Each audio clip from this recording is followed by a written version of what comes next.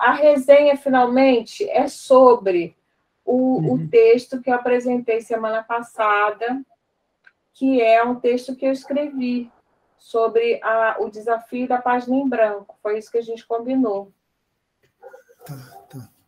Tá? É um texto então, acadêmico, porque fazer resenha de texto literário aí já não faria muito sentido para o exercício da gente aqui, né? Mas, de toda forma, Cássio, para a gente fazer uma resenha de algum livro, de algum texto, a gente precisa ler profundamente esse texto, né? Então, mas aí você leu o texto do Sartre, finalmente. Que bom! Fazendo a confusão, acabou lendo mais um texto. Gostei. Não, estou terminando.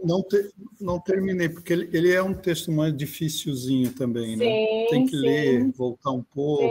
Sim. E aí eu falei, não. Aí a gente vai, aí lê um pouquinho fora o que é. Aí eu fui entender que era ele. Nossa, aí eu falei, não vou terminar. Não, mas legal, mas você pegou o principal do texto, que é essa relação dele com a mãe, né? Quer dizer, o principal, nem foi o objetivo primeiro, mas eu acho bem interessante a relação que ele tinha com a mãe, né? Porque realmente ela fica viúva, né? E eles ficam um pouco na condição de irmãos, né? De amiguinhos, assim, uma coisa assim. De amiguinho e tal. E ele vai, aí acho que ele vai ter aquele negócio de que ele não acredita em nada. A vida para ele é meio cinza, né? Por isso que ele vai. Ele que escreve o Estrangeiro, é isso? Não, é o Camus. Ah, é o Camus, o Camus, que aí não acredita em nada, só acredita na morte, né? Tá. É muito legal. Existencialista, exatamente. Que o Camus já o Sartre tem obras literárias, né? Ele escreveu uma peça também, escreveu mais de alguma peça. Mas ele, principalmente, a atuação dele foi como filósofo, né? Ele constrói essa coisa do existencialismo e tal, um pouco herdeiro da fenomenologia, enfim, mas eu separei esse texto para vocês por conta da relação dele com a leitura, né? Do começo dele com a leitura, como é que era essa sensação de ver alguém lendo para ele pela primeira vez, né? Esse impacto que tem. Por isso que eu separei aquele texto para vocês. Então, gente, boa noite para todos. Hoje a gente vai trabalhar justamente essa coisa do cantinho da leitura, né, que a gente até já conversou. E a gente vai seguir essa estratégia de trabalhar mais um capítulo desse livrinho que eu estou escrevendo, que é um livrinho destinado a crianças, né?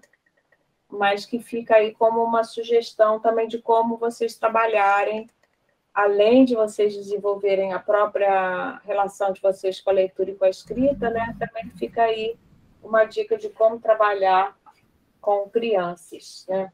Eu já contei para vocês a Posso história... fazer um elogio? Pode. As suas teorias, fomos bem na prova por ter seguido tua metodologia. Que bom! Lembra que eu falei assim, eu li muitas vezes a prova. Prova de filosofia, aí eu falei assim, isso, aí eu falei, nossa, fiz 3 vezes, né? Coisa que eu nunca tinha feito. E aí deu certo bom. Porque seguia o método aí. Então, que alegria! Fico parte muito teu mérito. Que bom! Você sabe que hoje também eu estou com uma aluna do segundo período. Estou dando aula para o segundo período também, né? Dando 2 disciplinas. E aí eu tinha comentado, nossa, você escreve tão bem, onde é que você estudou e tudo? Aí ela respondeu, estudei numa escola estadual, mas aprendi muito com a professora Ana Paula na disciplina de leitura e produção de texto. Eu falei, que coisa boa, vou falar para minha amiga então, porque a gente, né, fica contente de ter esse retorno, saber que adianta, né? Essa disciplina foi uma luta para incluir ela no currículo, e acho que ela é muito importante mesmo, porque a gente não costuma falar muito disso. Então, olha só, gente, A gente, então, tem essas relembrando, né, o método, digamos assim, que não fui eu que inventei, quer dizer, a gente vai misturando as coisas, né? Mas tem essa ideia da gente escrever sempre a partir de um estímulo emocional. Então, quando vocês forem sugerir que os alunos de vocês escrevam, né, procurem, de alguma forma, despertar o desejo por essa escrita, criar algum estímulo emocional para essa produção existir, né? Então, a gente tem esse momento de estímulo emocional. Depois, eu inventei essa parte de exploração de vocabulário, que no livro que eu estudei não tinha, né? Depois tem essa parte de perdendo o medo da página em branco, que é essa coisa da gente escrever sem medo de errar, né? Depois a produção de texto e a reescrita. Isso aí é uma coisa que eu aprendi com a minha mãe, né? Que foi minha professora também de português, excelente professora, que se formou no Instituto de Educação e foi aluna do Aurélio Buarque de Holanda, né? Porque o Instituto de Educação era um colégio muito bom, né? E tinha essa coisa de fazer a reescrita, né? Isso é muito importante. E, aos pouquinhos, vocês irem interiorizando dentro de vocês os critérios de correção, né? Vocês serem capazes de corrigir o trabalho de vocês. E é isso, né? Escrever é reescrever. Eu queria contar para vocês uma coisa. Essa semana que eu fui viajei, né? Eu acabei lendo o 15, o livro da Raquel de Queiroz, que a gente comentou, que eu não tinha lido. Eu achei muito interessante o livro dela. É um livro, foi o primeiro livro que ela publicou, né? Que tem aquele trechinho que a gente ficou tentando traduzir, lembra? Com o manuscrito dela. E é uma leitura que super vale a pena. É um livro pequenininho, assim, achei bem, bem bonito, assim, a leitura. Bem datado também, né? Do século passado, mas, enfim, é um texto bonito. Então, vamos lá, gente. Aí, aqui a gente tem essa figurinha dessa menininha, né? Num cantinho que parece... O que vocês acham? Parece um cantinho aconchegante, não é? Muito simples, né? Mas está lá a menininha, sem muitos recursos, mas a gente percebe... O que vocês têm... O que gera em vocês essa imagem?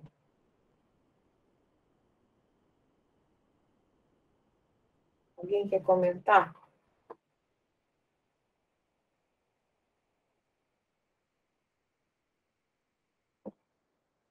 Lourenço, Rose, Laís, Cássio, Ana.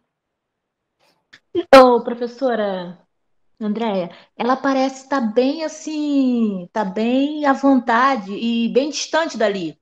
Tipo assim, ela tá. Sim, Hã?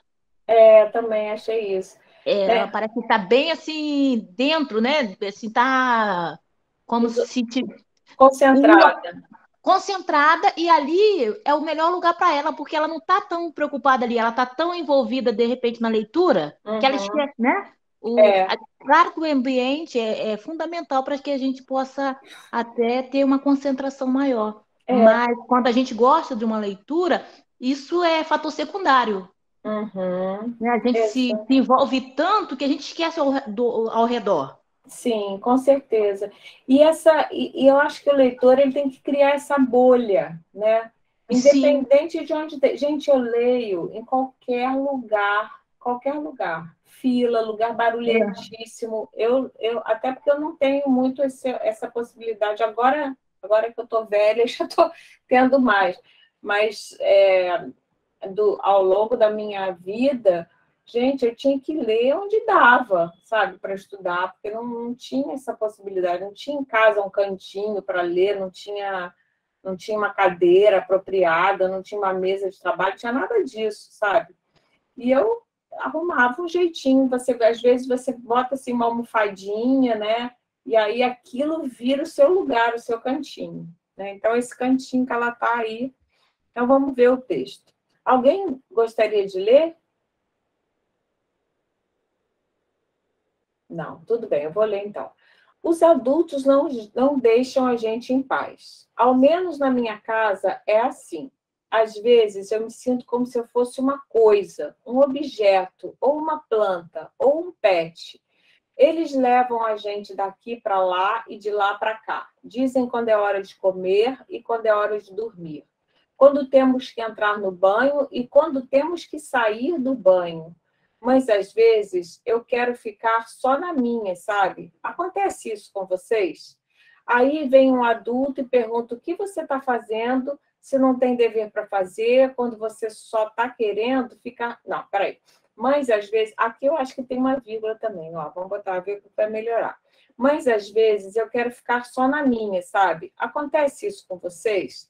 Aí vem um adulto e pergunta o que você está fazendo, se não tem dever para fazer, quando você só está querendo ficar sozinho com seus pensamentos, sem ter que dizer nada para ninguém. Até quando eu quero ler um livro de histórias da escola, não me deixam em paz. Afinal, não gostam que a gente leia? Que coisa! Mas eu encontrei um jeito. Eu me escondo dos adultos. Tenho vários esconderijos na minha casa. Um deles é debaixo da mesa da sala. Levo uma almofada e meu livro e fico lá como se não houvesse nada ao redor. Debaixo da mesa da sala é minha ilha deserta. Lá os adultos se esquecem que eu existo e o tempo passa devagar, no meu próprio ritmo. E eu acho que é disso que eu mais gosto em ficar lendo. Parece uma mágica. De repente estou numa bolha e também me esqueço do mundo. É bem legal esquecer do mundo de vez em quando. Ler para mim é uma liberdade de criar meu próprio mundo imaginário. Mas eu tenho que lutar com unhas e dentes para preservar esse meu tempo e cantinho só para mim. E você, onde é que gosta de ler? Tá? Aí o Gil comenta, lá em casa não tem esse problema, porque meus pais estão sempre na bolha deles lendo. Às vezes até se esquecem da hora da escola. A Josi, pois lá em casa é totalmente diferente. Meu pai passa o dia todo fora de casa trabalhando e minha mãe, quando está em casa com a gente, antes de ir para o trabalho, não para de gritar e não aguenta me ver quieta. Acha logo que eu estou doente ou me arruma tarefa para ajudar ela. E como é que é para vocês, gente? Como é que era para vocês ou como é que é hoje? É fácil arranjar um cantinho para ler? Um momento? Porque além do espaço, tem o tempo, né? E esse espaço um espaço interno também, um espaço emocional e uma certa negociação que a gente tem que fazer com o mundo, né? O que vocês acham disso? Como é que é para vocês? É fácil vocês pararem para ficar lendo? Andréia, eu sempre tive uma adolescência de imersão nos livros. Eu sempre gostei muito de ler, né? Depois de adulta, eu perdi um pouco esse hábito, né? Mas gosto, ainda leio bastante. Só que, de uns tempos para cá, devido é o que você falou, às vezes os problemas da vida, você fica tão assim, que você não consegue se concentrar na leitura e acaba deixando de lado, sabe? Mas não por falta de querer ler. Às vezes pega um livro, mas você não consegue, porque você tem tantas outras preocupações. Sim. Esses 2 meses que eu estou aqui em Angras, eu tenho visto isso, eu tenho acumulado trabalho de leituras, tanto da tua matéria quanto de outras, porque eu não consigo, porque eu tenho que ver, resolver, pensar em como é que eu vou fazer isso, porque é uma mudança brusca que acaba Você vem de interferindo onde, também. Rose? Oi? Você é de onde? Eu sou da Baixada Fluminense, no Rio. Pois é, difícil mesmo, né? Sim, sabe, às vezes eu até quero mais a concentração, não consigo, por causa de. Mas, assim, graças a Deus agora parece que as coisas estão fluindo. Tanto é que eu mandei as minhas 2 escritas para você já atrasada. Tipo, você recebeu? Eu até pedi desculpa, né? Não, tudo bem, não se preocupem com isso, não. O negócio é escrever, tá tudo Sim. bem. E você está mais tranquila? E essa possibilidade, você já conseguiu lugar? Porque agora vai ter o edital para ter vaga no retiro, né? Hoje eu tive lá no Retiro, na inauguração. Eu cheguei quase. Eu me inscrevi, né? Aham. São poucas vagas, mas ainda tá para sair a relação dos contemplados. Que bom. Mas agora eu já tô alojada, sabe? Assim, tá dando graças a Deus para levar sem tanta preocupação. Aham, e tá num cantinho legal, tá conseguindo trabalhar, Rose? Não, ainda não. Uhum. E aí, Sabe? como é que você está pagando as contas? Porque eu tenho uma renda provisória, né? Eu trabalhava com corretagem de imóvel, vendi um imóvel, então, assim, tem uma renda mínima que mensalmente, até o final do ano, né, eu ainda recebo, e Uhum, é o que dá para eu estar pagando o aluguel, me ajeitando, né, na alimentação, nas coisas entendi. essenciais. Mas assim, eu não, eu tô aqui eu aluguei sozinho o imóvel, mas eu quase não tenho nada, entendeu? É isso que eu tava te falando, da estrutura, de você estar acostumada com a tua casa, com tudo, e de repente É muda muito complicado. É, muito. porque tudo isso, eu acho que você é isso, você precisa ter uma certa tranquilidade para ler. Agora, você sabe de uma coisa também, Rose? Eu conheço pessoas que leem. Eu, ultimamente, acho que eu tenho lido para fugir dos meus problemas, Ah, sabia?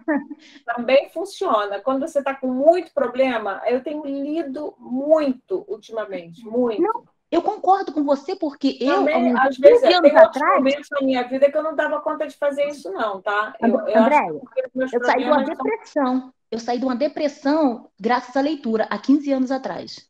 Uhum. Assim que eu me separei, né, eu me divorciei. Então, eu emergi assim, para mim, foi um momento difícil. E o que eu me resgatou foi a leitura. A única coisa, o prazer que eu tinha era ler. Eu não queria ver ninguém, eu não queria sair, me enclausulei, né? Me Uhum. escondi de tudo e ficava só com os livros. E isso foi É, muito bom, isso me ajudou bastante. É o que é. você está falando, também funciona. Também funciona. Não, mas tem algum tipo de problema, assim, problema com dinheiro, com coisas muito básicas, acho que não dá. É Aí é muito difícil. complicado. Aí é complicado, aí não dá, não. Aí não dá. Agora eu estou com problemas de outro tipo, então tem isso aí. Alguém mais quer comentar esse texto? E essa coisa de falar das crianças? Bom, vamos explorando aqui, vamos em frente. Já, exploração de vocabulário. A autora desse texto escreve: às vezes eu me sinto como se eu fosse uma coisa, um objeto, ou uma planta, ou um pet. O que a autora quis dizer com isso? Reparou que ela usou um como ser? Você conhece outras situações que pode usar este como ser? Isso aí é o quê, gente? É tipo uma metáfora, né? Quando a gente compara assim, né? Vocês já se sentiram como um objeto, como uma coisa, como uma planta, um pet?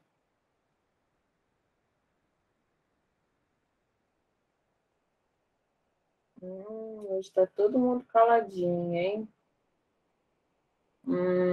Então vamos tentar fazer esse outro exercício aqui, olha. Perdendo o medo da página em branco. Uma coisa. Já reparou como essa palavrinha pode ter um monte de usos diferentes? A palavra uma coisa. Escreva em 10 minutos. 10 minutos é muito tempo. Frases com a palavra coisa. Espera aí, essa palavrinha, uma coisa. Vamos botar aqui entre parênteses, né? Porque uma coisa. Como a palavra coisa e seus derivados, como coisar, coisinha, e o que mais lhe vier à cabeça. Vamos tentar palavras assim derivadas de coisa? Querem escrever aqui no chat?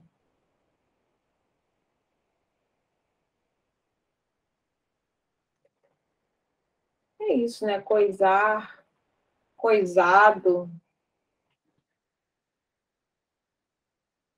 coisando, coisas também. Bom, aí a produção de texto dessa semana é a seguinte: descrever o teu cantinho de leitura e como é este momento para você. Se desejar, além de descrever, pode fazer um pequeno conto de um dia em que você queria ler e tá? E aí fazer a reescrita. Muito bem. Aquele menino é meio coisado. Pois é, também. Coisado. A gente fala muito assim. E uma coisa é isso, né? Você se sentir como uma coisa é você se sentir um objeto, né? As crianças, em geral, são tratadas assim, vocês não acham? As crianças são muito tratadas como coisa. A gente, sem querer, faz isso com as crianças. É muito chato. Olha, agora a gente vai ler um texto muito legal do Alberto Mussa. Se vocês quiserem, se vocês preferirem, vocês podem fazer uma resenha sobre o texto do Alberto Mussa também. Ou falar da sua... Eu acho que eu vou mudar. Vamos fazer o seguinte, olha. Vamos fazer o seguinte.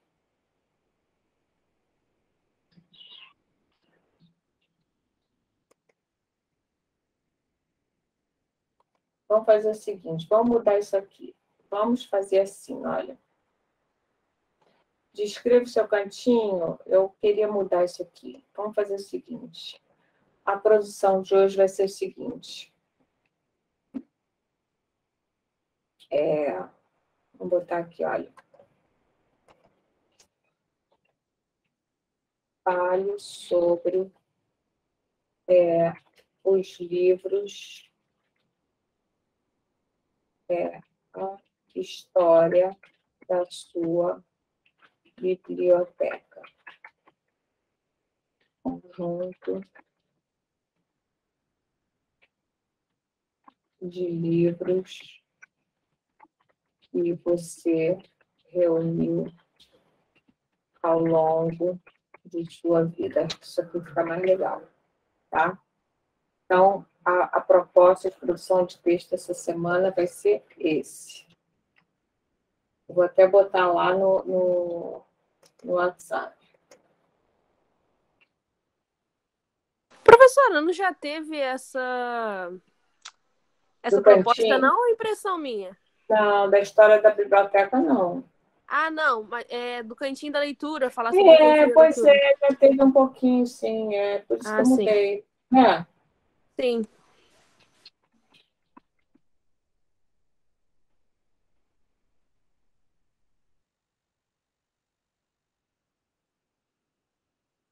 Pronto. Então, agora vamos ler o texto do Alberto Mussa, que ele vai contar exatamente sobre a sua biblioteca.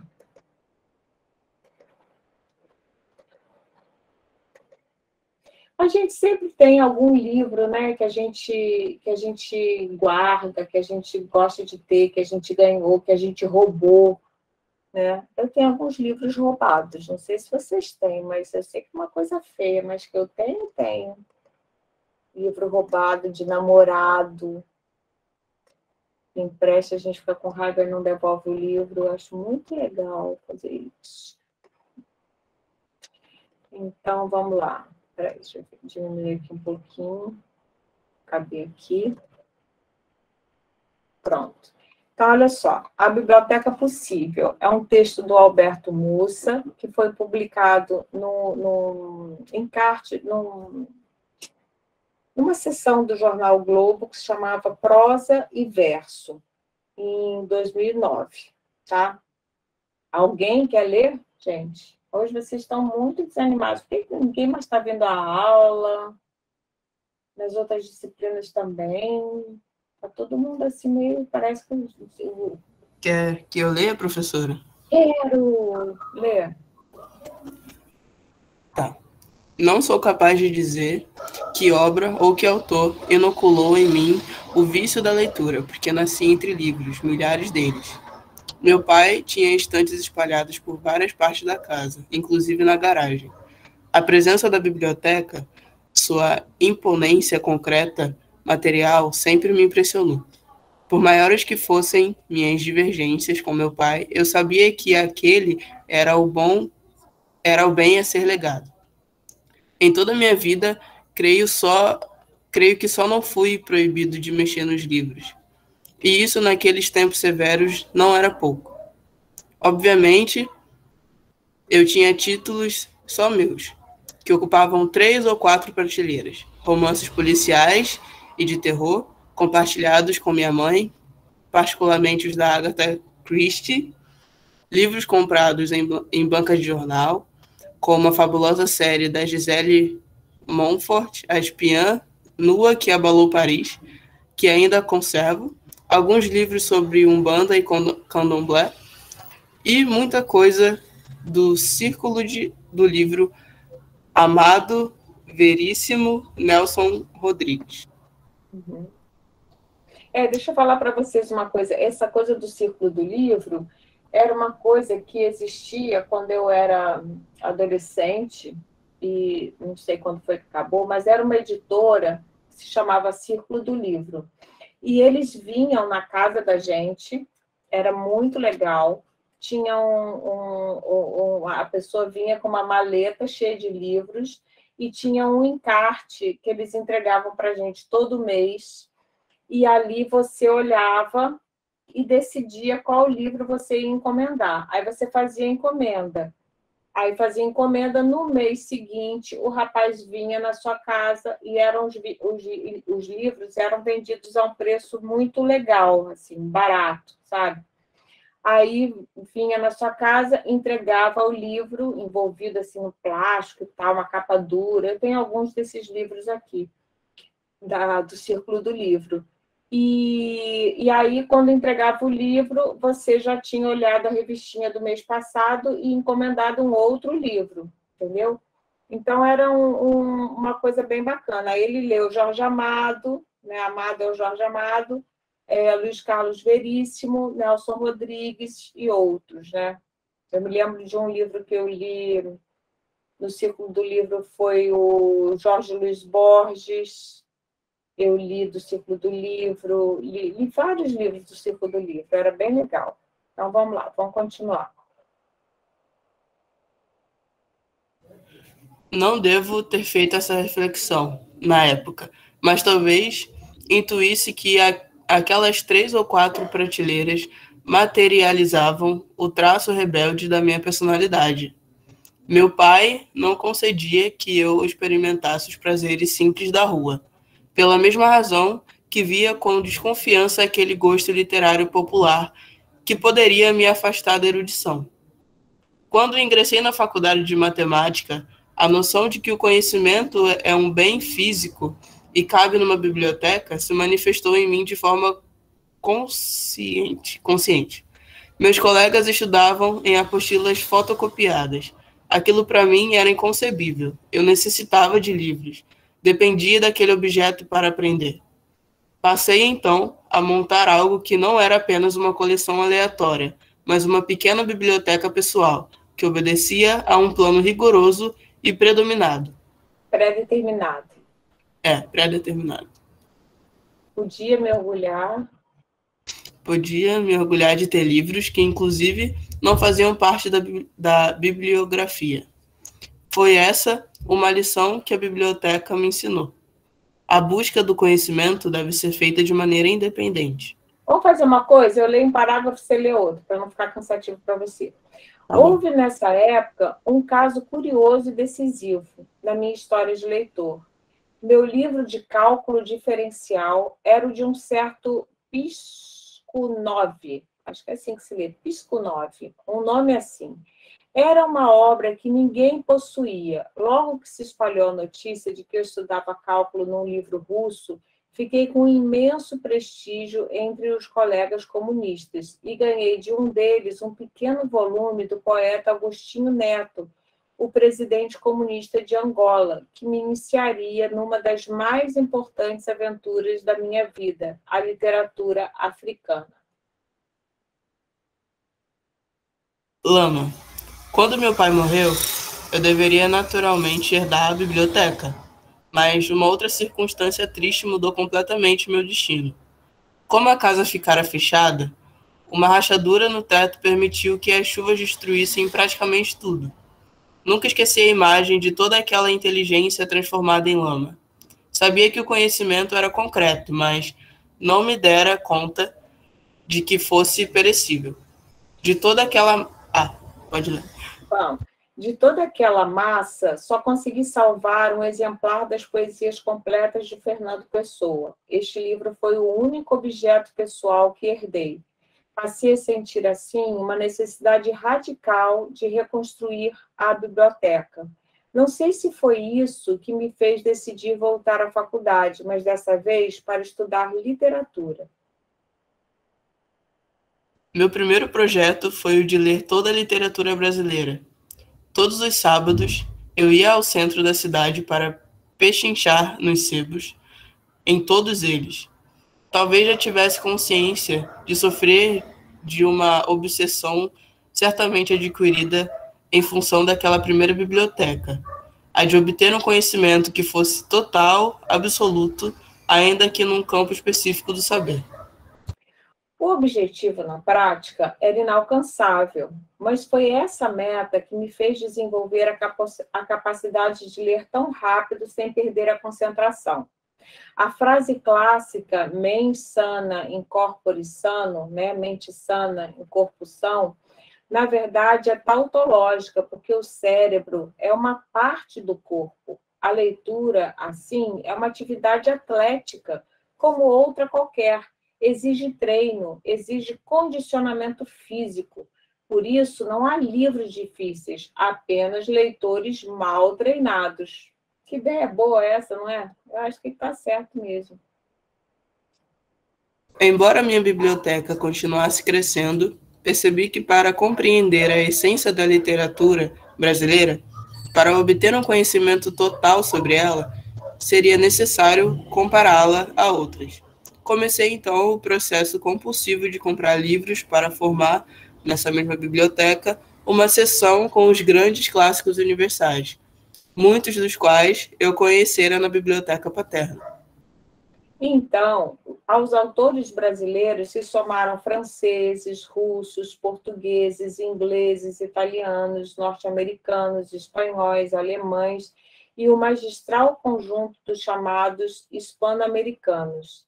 Alguns dirão que essa biblioteca não tinha nada de especial, era uma simples coleção de clássicos, mas havia uma diferença, é que a partir dos poemas de Agostinho Neto, também passei a ler, e muito, os escritores da África. E foi a experiência profunda e original expressa na literatura africana que me fez perceber que os cânones convencionais são o reflexo de uma mentalidade colonial e evolucionista. Assim, para obter o conhecimento total da literatura, era necessário incluir, além de africanos, o mundo inteiro. E era fundamental estudar as literaturas antigas, clássicas e medievais, porque a comparação tinha também que se fazer no tempo. Vocês sabem o que é cânones? Não, é a primeira vez que eu vejo essa palavra. Cânones, cânone é um... Deixa eu ver se eu encontro aqui a tradução exata. Mas são tipo um panteão, assim, né? Um cânone literário são justamente os clássicos, aqueles que são considerados as leituras padrão. Mas vamos ver de onde é que vem essa palavra. Tipo de composição... Não, peraí. Olha, que interessante. Olha lá, olha. Princípio geral de onde retiram ou inferem princípios mais específicos ou particulares. Conhece os cânones clássicos, norma, preceito, regra. 2. Maneira de proceder que serve de referência, exemplo, modelo, padrão. Né? Então, cânone é um padrão, um cânone literário. A gente pode dizer, Machado de Assis é um cânone na literatura brasileira, né? Faz parte do cânone. Conjunto de autores ou de obras que são considerados exemplares em determinada altura ou local. Exemplo, cânone arquitetônico, cânone literário, cânone ocidental. Conjunto tal. Então, é isso, um conjunto de obras que são referência. Agora, eu queria saber a origem, a etimologia dessa palavra, que eu não sei. Vamos procurar. A gente coloca aqui, olha. Cânone, etimologia.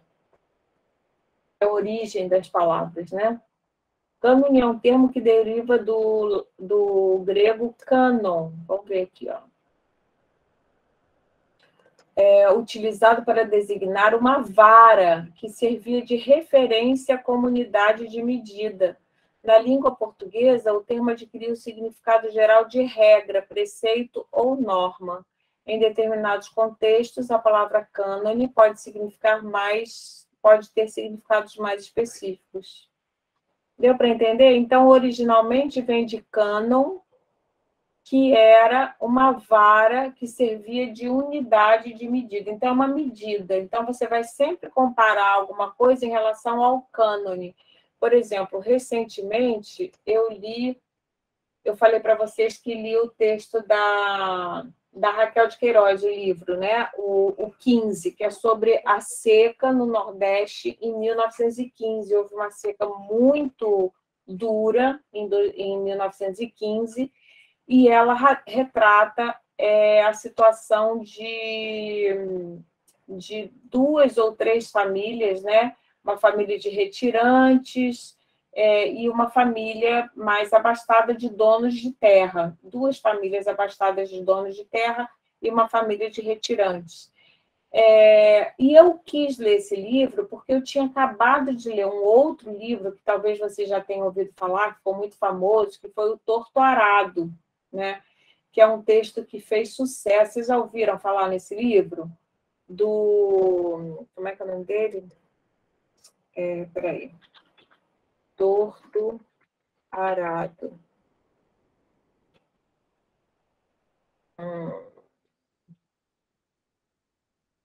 Itamar Vieira Júnior, que é esse rapaz aqui, olha, que está aqui, o Itamar Vieira Júnior. Está aqui, o Lula gostou do livro, também leu o livro, que é sobre também se passa em um tempo mais antigo, mais ou menos nessa época também, nos anos, acho que mais tarde, nos anos 30, assim, mas é a história de uma família de quilombolas, né, de escravos, que começa a ter consciência e tal. E o livro foi muito bem recebido pela crítica, né, muito elogiado e tudo, e eu não tinha gostado muito da maneira dele escrever. E aí pensei, poxa vida, eu vou ler a Raquel de Queiroz, que eu não tinha lido, né, e que é um cânone, né? Então, assim, essa coisa de você comparar é muito legal também. Isso é muito legal na leitura, no jogo da leitura. Você lê um autor e você quer comparar com outro. São 2 autores que falam de uma situação parecida numa mesma época. Você lê os 2 para comparar, né? Mas, então, o cânone é uma medida, né? Uma medida a qual as coisas se comparam, mas ela é a referência, entendeu? A coisa pode ser melhor ou pior do que o clássico, do que o cânone. O cúmulo desse processo, né, dele ficar querendo ler tudo no mundo, ocorreu quando constatei que a literatura, aliás, a literariedade é anterior à escrita, e para compreendê-la era necessário conhecer as culturas ágrafas, ou seja, as culturas que não têm escrita. A gente já chegou a comentar isso aqui, né? Que a escrita ela foi inventada, né? O sistema alfabético antes a gente não tinha, e outros sistemas de escrita, o homem não nasceu com a escrita, não é da natureza a escrita, né? A escrita foi sendo desenvolvida, mas existem culturas que não têm escrita. Os índios brasileiros, por exemplo, não desenvolveram uma escrita, um sistema de escrita. Então, ele começou a querer saber sobre essas culturas também, mas sempre através do quê? Dos livros, né? A mitologia dos povos ditos primitivos. E não bastava o texto dos mitos, tinha que ler também monografias etnográficas que me permitissem interpretá-los. Então, o cara foi indo. Desmonte, vai lá, Lourenço.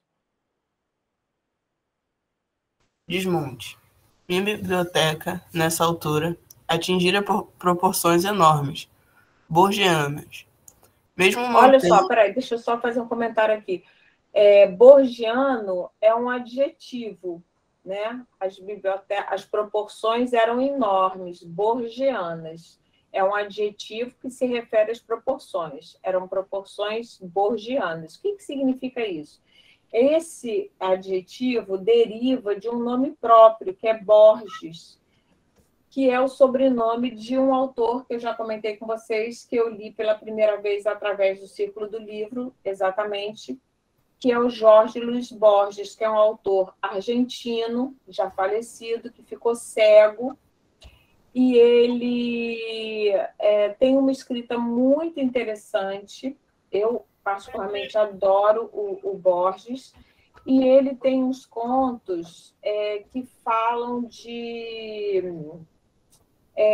sempre de mundos que estão dentro de outros, que estão dentro de outros. É uma escrita meio labiríntica, sabe? E ele tem um conto justamente que fala da biblioteca, que é um conto muito legal, que eu posso passar para vocês, que ele fala de uma biblioteca infinita, que não tem fim, porque tem o livro, depois tem o comentário sobre o livro, depois tem um comentário sobre o comentário. Já pensaram assim? Que pode ter, você tem o livro, sei lá, do Paulo Freire, depois tem uma crítica ao livro do Paulo Freire, depois tem a crítica da crítica, depois tem lá. Então, o Borges, a literatura dele tem um pouco essa estrutura, que é uma estrutura fantástica, né? Ele faz parte dessa literatura fantástica, muito legal de ler. Então, por isso que fala aqui borgiana. Vamos lá, continua. Realmente dá, tipo assim, você interpretando no texto, sem saber, né, no meu caso, a tradução, o significado, né, da palavra, dá para entender que se refere a algo grande, né? Sim, sim. Mas aqui, olha, enorme já tinha, né? Mas o borgiano não é exatamente grande, mas é uma coisa infinita, sabe? Os contos dele, ele sempre trazem são histórias que trazem esse desafio de pensar na eternidade, no que é infinito, ou infinitamente grande ou infinitamente pequeno, né? Estou me lembrando agora de um conto dele que ele fala... Então, eu não sei porque eu lembrei disso agora, mas é porque é do infinitamente pequeno, que ele traz uma imagem de um objeto muito pequeno que tinha ficado na mão. Agora eu não sei nem que conto é esse, que tinha ficado na mão de um personagem. Mas o objeto dava uma sensação muito estranha. É fantástico, tá, gente? Tem que viajar na história dele. Era um objeto que dava uma sensação assim de repulsa, de medo, de uma sensação muito ruim, porque era um objeto muito pequeno, mas extremamente denso, extremamente pesado. Ele não conseguia suportar uma coisa mínima que ficava na palma da mão. E depois, quando ele tirou, ficou a marca na palma da mão, porque era tão pequeno, mas era tão pesado, que é uma coisa absurda, né? Não existiria uma coisa desse jeito assim, tá? Então, tem esse conto da biblioteca, que tem uma porção de infinita. Imagina, uma biblioteca que não tem fim, né? E não tinha fim, você podia ficar a vida inteira, ela tinha desdobramentos, e fisicamente ela não tem fim, né? Tem um outro conto também dos jardins que se bifurcam. Ele tem assim, uma viagem assim, é muito legal, eu gosto muito. Então, vamos lá. Mesmo mantendo... Fala, Rose. Não, você falou isso, eu lembrei do livro do Kafka, Metamorfose. Exatamente. A gente meio assim, né? Sente meio assim, eu lembrei. Acho que é mesmo. Kafka é muito legal. Metamorfose é um livrão, né? Sensacional. Sensacional. Eu também li o Metamorfose pelo Círculo do Livro. Eu adorei esse livro. Nossa, foi legal. Para quem não leu, né, o Metamorfose é a história de um funcionário público que um dia acorda e percebe que tinha virado um inseto, né? E ele está em cima da cama e toca o despertador, e ele não consegue sair da cama porque ele virou um inseto. E a família vai e descobre, né, que ele é um inseto, e aí tem todo um problema, o que a gente faz com esse inseto e tal. É muito legal esse livro. É um livro pequeno também, né? É um livro muito interessante. Dá para ler rápido, mas é pequeno. É pequeno, mas é denso, né, Rose? É muito, muito. É pequeno, mas é muito denso. E faz a gente pensar em como a vida, a existência assim, né, da vida moderna, como a gente às vezes se assemelha a baratas, né? Se pode se transformar numa barata. Então vamos lá, vamos continuar a leitura. Vai, Lourenço. Mesmo mantendo um sistema rígido de leitura, concluí que nem em 60 anos eu conseguiria ler todos os meus livros. E foi nessa consciência que me fez, de uma hora para outra, simplesmente abdicar da leitura como objeto de um conhecimento total. E talvez estivesse influenciado por uma estranha descoberta, lida em algum lugar, a de que Borges conservava em casa não muito mais que 500 volumes. Pois é. Então, justamente o Borges, né, que era um super escritor, né? E o Borges tem uma história muito legal. Tem um outro cara que também se chama Alberto. Esse aqui é o Alberto Mussa, né? Mas tem um outro argentino que também se chama Alberto, que é o Alberto Manguel, que foi leitor do Borges, porque o Borges ele fica cego num certo momento da vida, mas ele continua escrevendo e continua querendo ler, né? Então, ele contrata um jovem estudante, ele faz uma seleção, e o Alberto Manguel é selecionado para a alegria total dele. Primeiro porque ele precisava de um dinheiro, porque ele era estudante, e depois porque ele era apaixonado pelo Borges, né? Pelos livros dele, pela literatura. Aí ele tem um livro que ele conta dessa experiência dele de ler para o Borges, né? Imagina, você lê para um cara que já leu tudo e ele queria ler de novo alguns livros dele, pedia para o Alberto Manguel. E ele conta, né, dessa experiência, como era tão interessante que o Borges, cego, corrigia a leitura do Alberto Manguel. Falava, não, peraí, lê de novo esse trecho aí, você não está lendo bem isso aí, não. Né? Ele queria ouvir os livros, também uma experiência bem legal. E aí ele pensou, meu Deus, ele descobriu que ele tinha uma biblioteca. Ao final, essa obsessão dele de querer tantos livros, né? Ele ia todo final de semana no sebo para comprar livro e acabou tendo uma coleção de livros tão grande que em 60 anos, se ele continuasse lendo num ritmo intenso, ele não ia conseguir ler, sei lá, nem metade do que ele tinha. Ele falou assim, não, isso não é possível, né?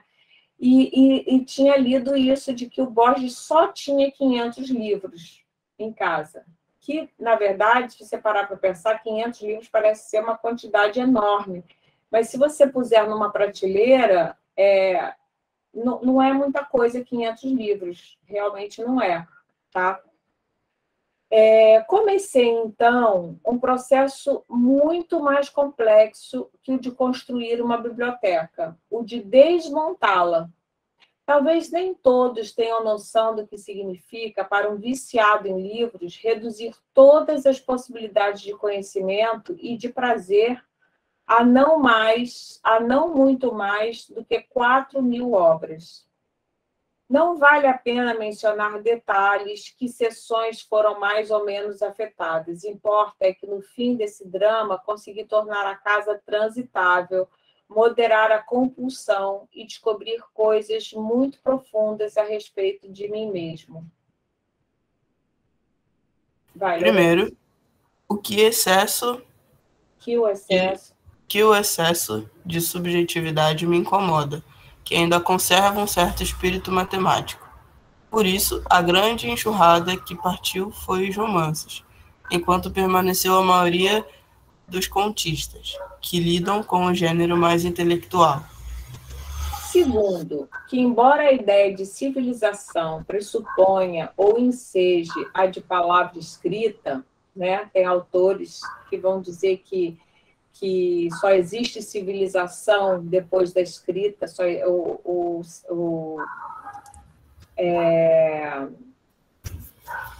o Lévi-Strauss mesmo, ele diz isso em Tristes Trópicos, né? que só existe império na história da humanidade depois do invento da escrita, que antes não havia uma civilização. Então, segundo, embora a ideia de civilização pressuponha ou enseje a de palavra escrita, não tenho por ela a civilização tanto apreço assim. Por isso, não consegui me libertar de nenhum livro de mitologia. Concluí, depois de muito tempo, que os grandes feitos literários da humanidade foram alcançados na pré-história. Tá? Se vocês não sabem, os livros de mitologia, por exemplo, de mitologia grega, ou mesmo de mitologia africana, né? Talvez seja mais próximo da realidade de vocês, não sei. Mas essas histórias todas de Hermes, os trabalhos de Hércules, as tragédias gregas, né?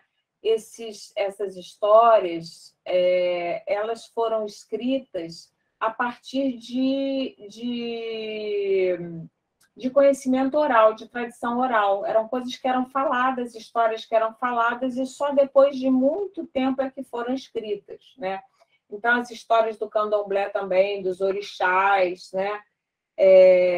Como nasceu Yansan, Oxalá, Oxalá Lufã, essa coisa toda foi sendo recopilada muito depois. Mas tudo isso, esses grandes feitos literários da humanidade, foram inventados antes mesmo de ter escrita, ou seja, na pré-história, porque, não sei se vocês sabem disso também, né? Para os historiadores clássicos, a história, se você tem uma pré-história, porque tem um marco, né? O que é história? Tem um antes e um depois, né? Então, esse antes e depois, o marco seria justamente a invenção da escrita, né? Então, a partir da história, da escrita, você poderia ter história. Por quê? Porque só a partir da escrita a humanidade teria passado a ter o poder de registrar a sua história, coisa que supostamente não era possível na pré-história, ou seja, antes de haver escrita. Mas há muitas controvérsias em relação a isso, porque, na verdade, a gente tem uma história antes de ter escrita, né? Mas uma história que era transmitida por tradição oral, né? São coisas que a gente vai falando. A maior parte da história da nossa família, né, das nossas respectivas famílias, elas são transmitidas por tradição oral. Não é muito raro uma família ter um livro ou ter escritos da história familiar. Em geral, a gente ouve dizer que o nosso bisavô veio de Portugal, não sei como, e aí namorou não sei quem, e trabalhou como engraxate, depois foi não sei o que lá, e aquela história a gente não sabe se é muito verdadeira, né? Mas é uma história que vai passando. Na minha casa é muito engraçada essa história aí do meu bisavô, que teria imigrado de umas ilhas da África, que eram colônias de Portugal, e que ele teria vindo fugido de uma madrasta que era muito malvada, mas é muito interessante porque a minha mãe conta uma versão um pouco diferente da minha tia. O meu tio contava uma outra versão também um pouco diferente. Então, a gente não sabe muito bem qual é a história, mas dizem que ele veio, aí começou a trabalhar, ele era analfabeto, dizem que ele aprendeu a escrever sozinho, aprendeu a ler e escrever sozinho. Não sei se é isso mesmo. Mas é uma história que se conta, né? E essa história não se conta através dos livros, se conta por tradição oral. São histórias que foram vividas, né? Que existiram, porém não foram registradas.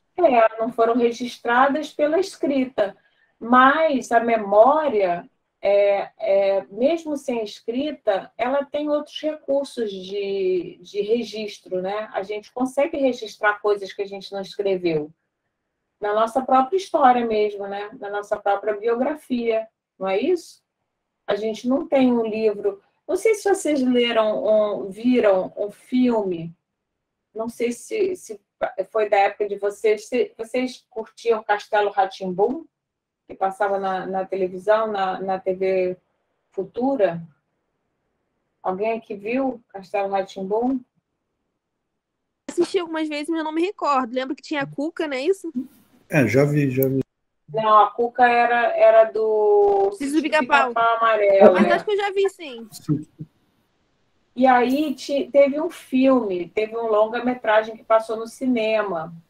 E depois tinha VHS, né, aquelas fitas, porque a gente... Lembra quando a gente alugava fita na locadora para ver filme?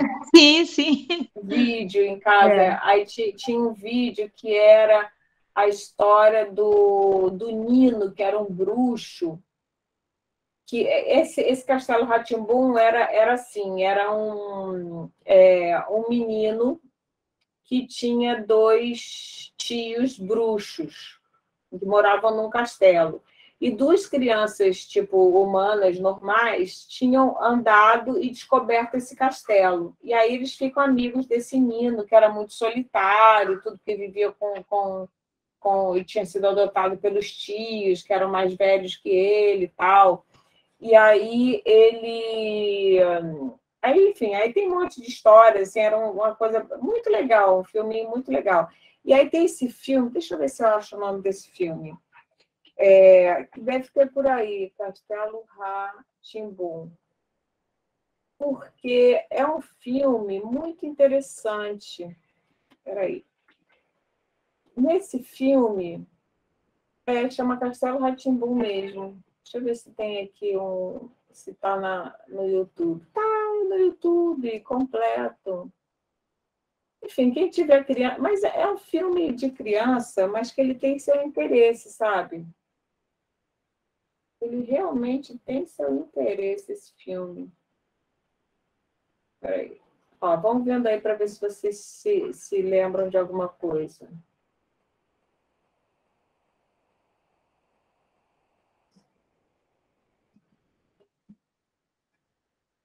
Bum, bum, bum. Castelo Rá-Tim-Bum. Espera aí, estou tentando achar aqui. Bem legal esse filme.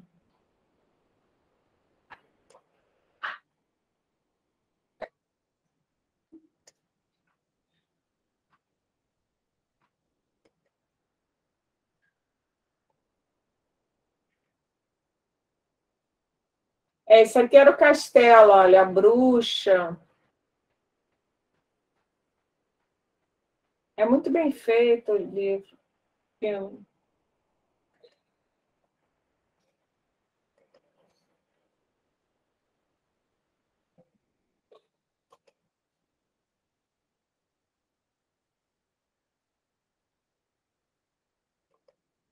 Então, acho que não deu, não sei se vocês ouviram.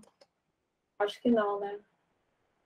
Enfim, ela fala o seguinte, que o primeiro... Bom, o lance desse filme é o seguinte.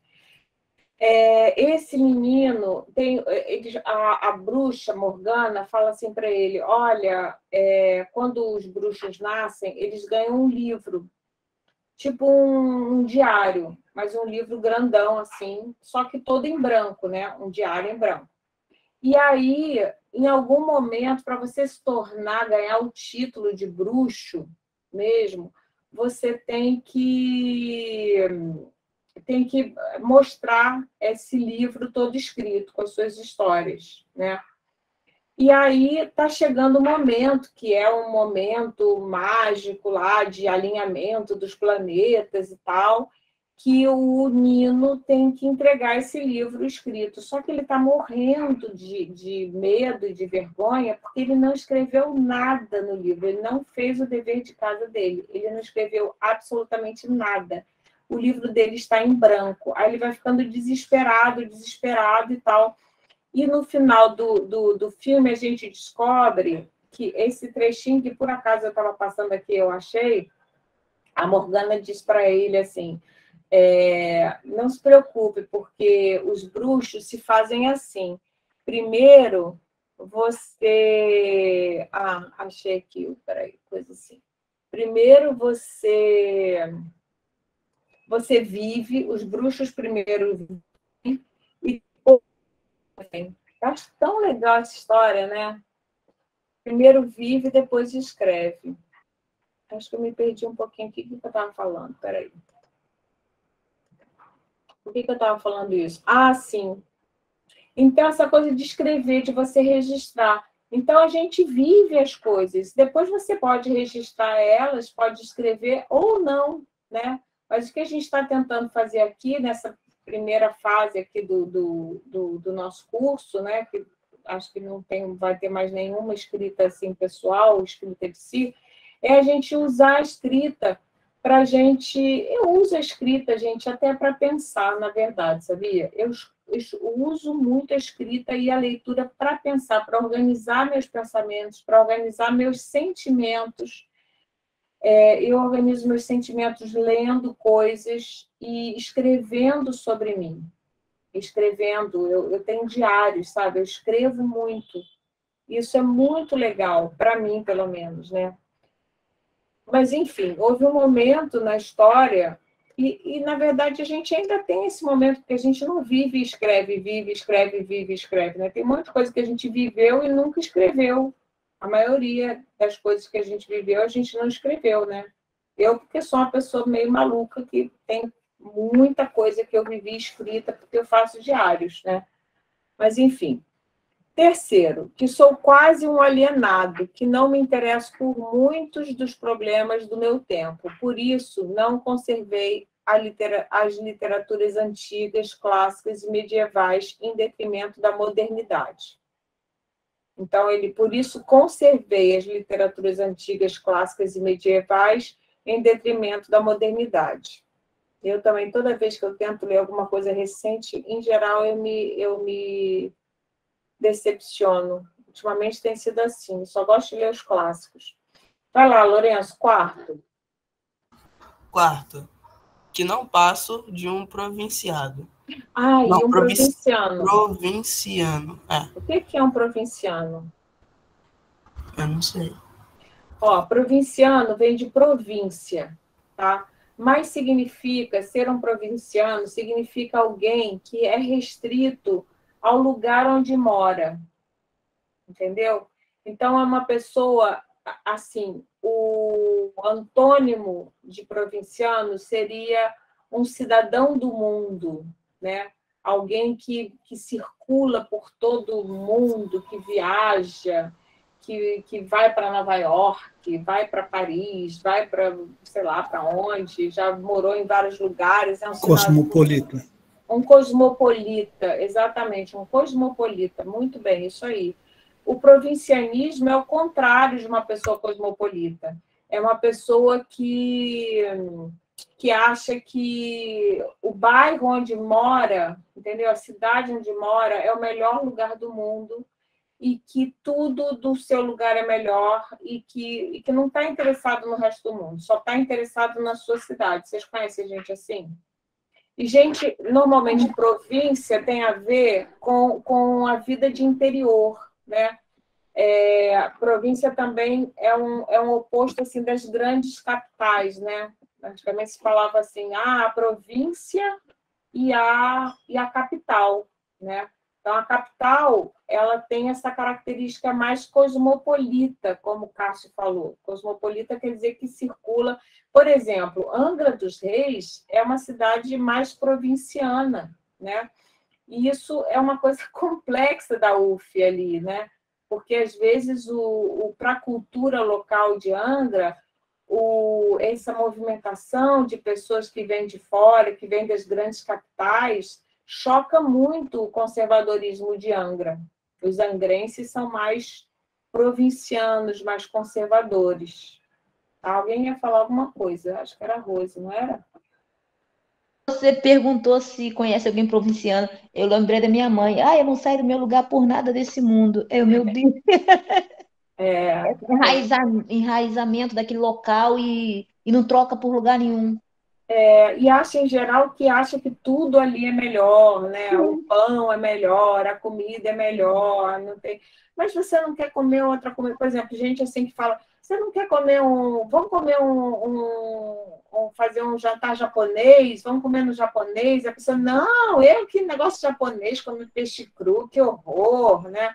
Você tem fala que não gosta sem nunca ter provado. Isso que eu não aceito. Tipo, eu não gosto. Mas você já provou? Você já comeu? Para dizer se gosta ou não? Isso é ser provinciano, né? Não querer provar nada fora do seu círculo ali, da sua província, tá? Então, vai lá, Lourenço. 4. Por isso, mantive intacta a literatura brasileira. Não fui capaz de retirar nenhuma obra escrita da minha língua, a língua hegemônica do Brasil, que nenhum acordo ortográfico tornará universal. Isso aí é interessante que ele fala também, né? Porque a gente fez, nem sei qual foi a última vez que a gente fez um acordo ortográfico, porque não é só o Brasil que fala português, né? Vocês sabem que Portugal fala português, tem Goa, que fala na Índia, que fala português, tem um país, uma região, uma cidade, né, na Índia que fala português, tem o português de Moçambique, né, de outros países na África que falam português, tem português de Portugal, tem português dessas ilhas que eu falei para vocês na África. Angola, que fala português.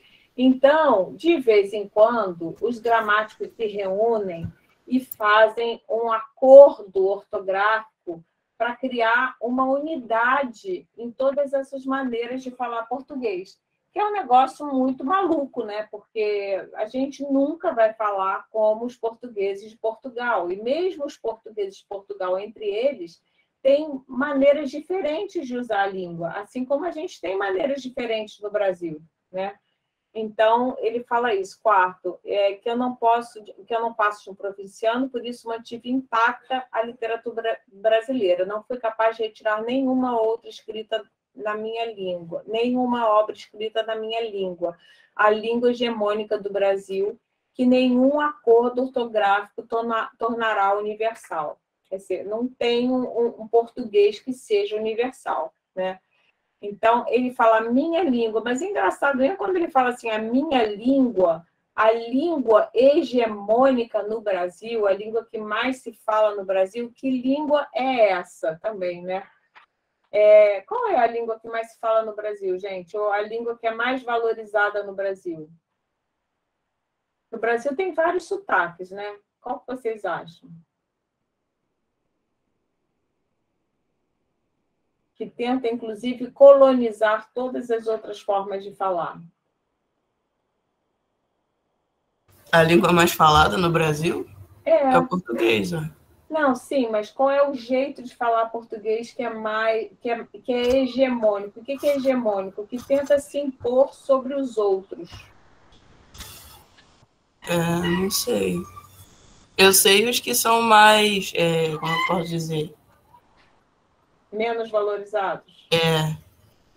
Que aí é quando a pessoa tem um sotaque mais assim do interior.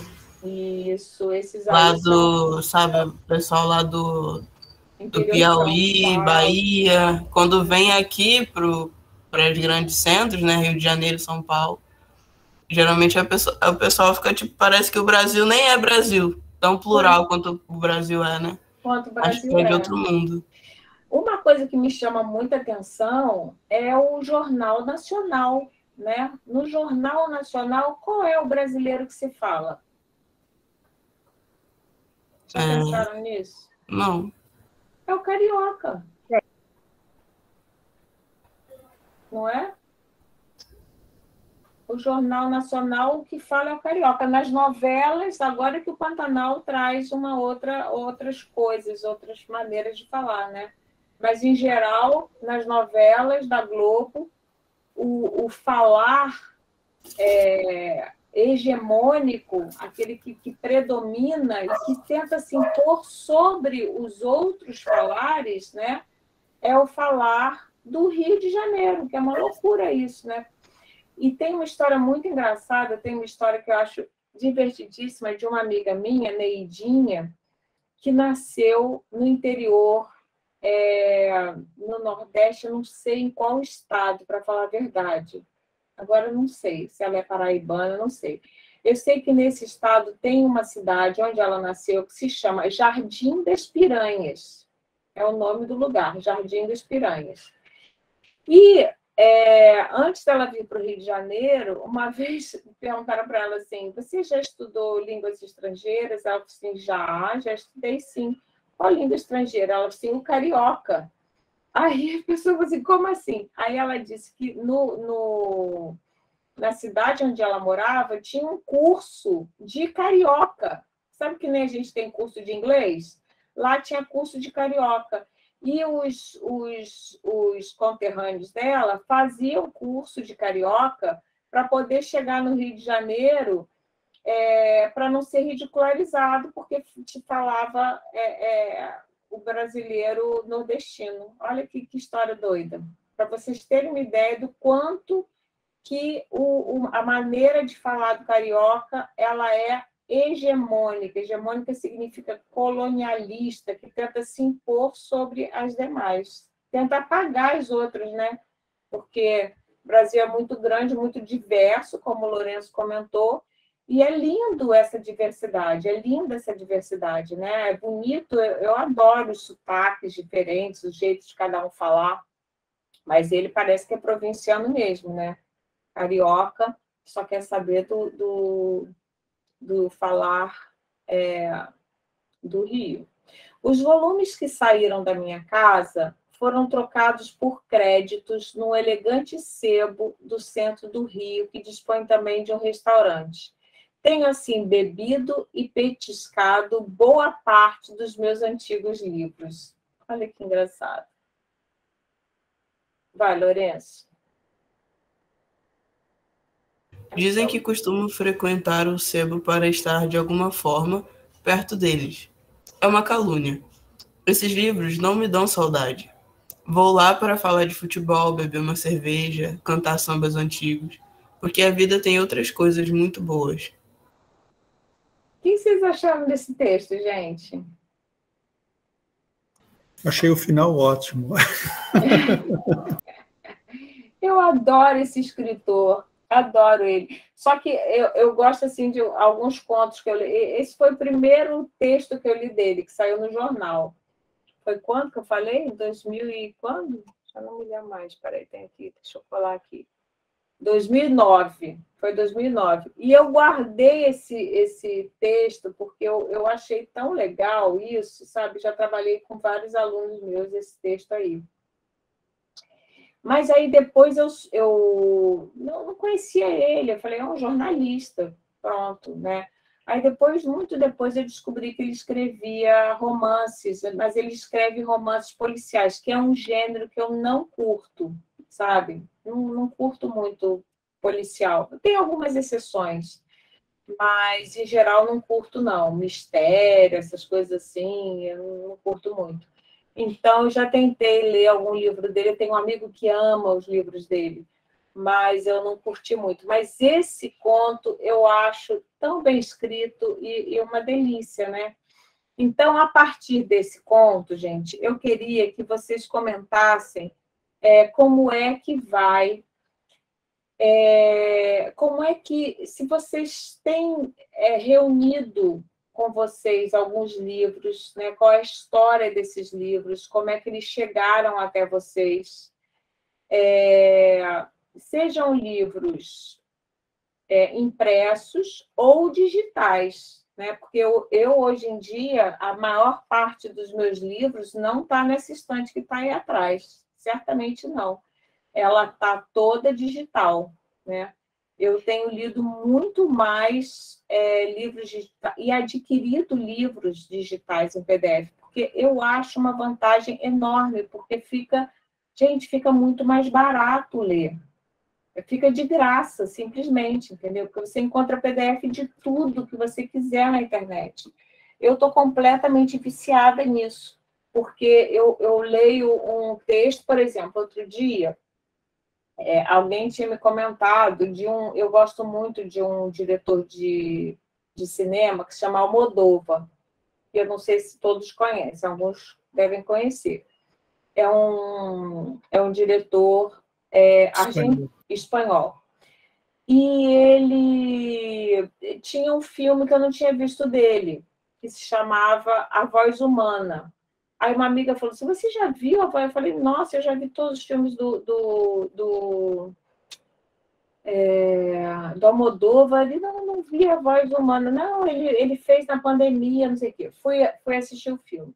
Aí descobri, para minha surpresa, que o filme, isso é muito legal, porque as coisas, como é que a gente vai buscando os livros, né? Aí eu descobri, para minha surpresa, que o filme tinha sido feito a partir de um conto, né?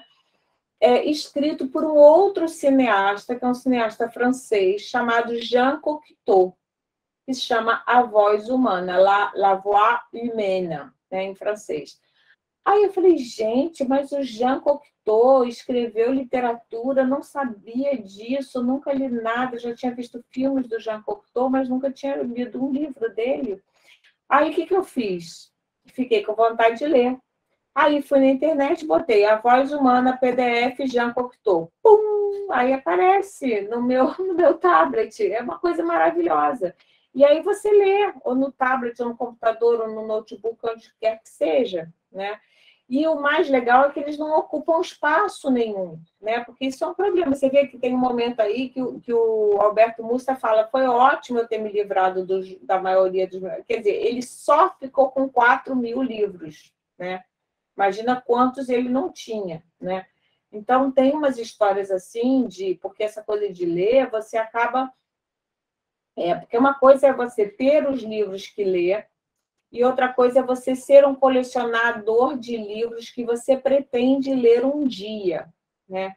Então, eu quero que vocês falem sobre essa biblioteca que vocês têm, né?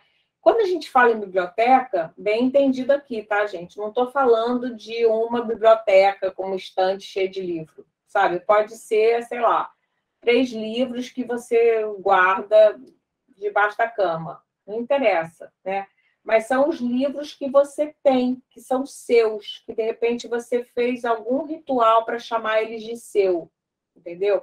Ou porque você roubou de alguém, se apropriou de algum livro, mas você disse, esse é meu, esse livro é meu, né? E foi lá, ou de repente escreveu, se vocês têm o hábito de escrever os meus livros, deixa eu mostrar para vocês aqui, tem uma coisa que é bem legal, peraí, deixa eu pegar na estante um deles.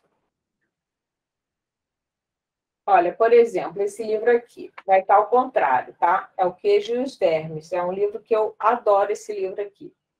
Esse livro aqui e vários outros, eles têm essa marca aqui, olha, que chama Ex Libris, tá? Significa que esse livro pertence a mim. Não sei se está dando para vocês lerem aí. É um Ouroboros. Tá dando para ver? Estão vendo, Sim, gente? sim. Dá sim. É um Ouroboros. O que é um Ouroboros? É uma serpente que morde a própria cauda, que é essa tatuagem que eu tenho na mão, né? Que, por sua vez, é uma coisa que eu tirei de um livro do Jung, que é um psicanalista suíço, que foi um discípulo do Freud, que inventou a ideia do inconsciente coletivo e tudo. E aí, nessa coisa do inconsciente coletivo, ele fala, o Jung, ele tem um livro que chama O Homem e Seus Símbolos, né? E foi um livro que eu comprei. Na verdade, no começo eu não comprei esse livro, não. Eu lia ele numa biblioteca que eu gostava, e era um livro muito caro, eu não podia ter esse livro, porque era um livro com imagens e tal. E uma das imagens é esse Ouroboros, porque ele diz que na história da humanidade, esse é um símbolo que se repete em várias culturas distantes, que podem estar muito distantes uma das outras. Então, a partir dessa descoberta que ele faz, que tem alguns símbolos que são constantes em várias culturas, que ele vai construir essa ideia de inconsciente coletivo. Ele vai dizer, mas como isso pode acontecer? Né? Que na África, e na Ásia, e na Europa, povos diferentes, em épocas diferentes, tenham construído símbolos como esse aqui, como o Ouroboros, que é alguma coisa que morde o seu rabo e que representa tudo que é cíclico, né? Por exemplo, o dia que vira noite, depois vira dia que vira noite, a primavera, verão, outono, inverno, primavera, verão, outono, inverno, né? Esse ponto que as coisas recomeçam, o tempo cíclico, não o tempo linear, mas o tempo cíclico. E aí, uma amiga, uma vez, uma amiga que é espanhola até, que eu conheci através do meu marido, e ela é bibliotecária, ela trabalha numa biblioteca numa cidadezinha no interior da Espanha, a Lucia. E a Lucia, então, veio para o Rio de Janeiro, veio visitar o Rio, foi a primeira vez que ela veio no Rio, eu hospedei ela na minha casa, ela ficou muito, muito agradecida, né? E ela me fez esse presente, que é um carimbo, né, para eu marcar meus livros, dizer assim, olha, esse livro pertence a mim, né, para quando você emprestar o livro voltar para você. E essa história, então, isso se chama ex libris, né? Mas cada um tem uma forma de marcar seu livro, né? Simplesmente tem gente que escreve seu nome, né? Meu pai, por exemplo, fazia uma coisa quando ele era estudante, não sei se vocês já viram isso nos livros de escola, que é escrever o nome na lombada do livro. Vocês já viram isso? Tem gente que escreve o nome aqui. Alguém já viu isso? Você marcar o livro assim para dizer que é seu? Sim, professora, já fiz isso no meu.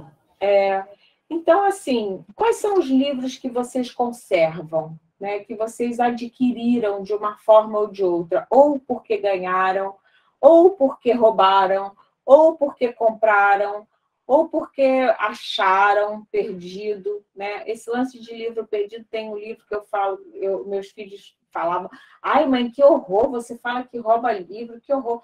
Aí eu falei, não é bem roubar livro. Às vezes eu me aproprio, faço uma apropriação de um livro abandonado, ou adoto um livro abandonado. Tem uns livros que ficam abandonados nas casas da pessoa, gente que não liga para o livro, aí a pessoa empresta o livro, depois nunca pergunta do livro, não gostava daquele livro. Eu adoto o pobre do livro, né? Levo aqui para minha casinha, cuido dele direitinho, empresto e tal. Então, mas esse lance do ex libris, isso quem conta é o Alberto Manguel, no livro dele sobre leitura, e ele tem um capítulo só para livros roubados, é muito legal, fiquei muito à vontade de falar que eu roubo livros, porque ele também rouba livros e descobri que é uma prática muito comum entre leitores. Aí eu tinha uma amiga que roubava livros da livraria, roubava loucamente, porque ela lia muito e era muito pobre. Então ela roubava os livros para ler. Hoje em dia, gente, é só baixar o livro na internet. É uma coisa maravilhosa. Você pode ler até no celular, né? Dá para ler, é um pouco mais incômodo, mas é possível. Eu, quando estou no desespero, eu leio o livro, assim, estou andando no metrô, na condução, e estou sem meu tablet, eu leio no celular. Leio direto, já li livro inteiro no celular também dá para ler, né?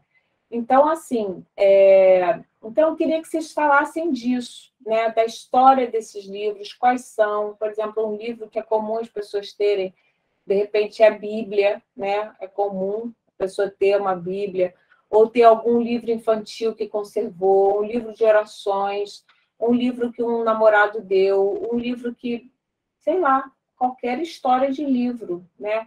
Desses livros, o livro que nunca foi lido, mas que você quer ler, o livro que você começou a ler e não conseguiu ler, né? E vocês podem falar também dos livros que vocês têm adquirido assim na universidade, né? Esses livros digitais que vocês devem ter também. Como é que vocês guardam eles? Como é que vocês conservam, né? Tem gente que guarda livro numa mala, tem gente que guarda livro numa pequena estante, numa caixa, no alto do armário, na mesinha de cabeceira. como é que vocês se relacionam com isso, com os livros que vocês têm, com a biblioteca de vocês? Como é que vocês organizam essa biblioteca e como é que vocês formaram essa biblioteca? Queria que vocês descrevessem para mim essa biblioteca, do tamanho que seja, tá? Então, considerando que biblioteca é um conjunto de coisas que a gente conserva para ler.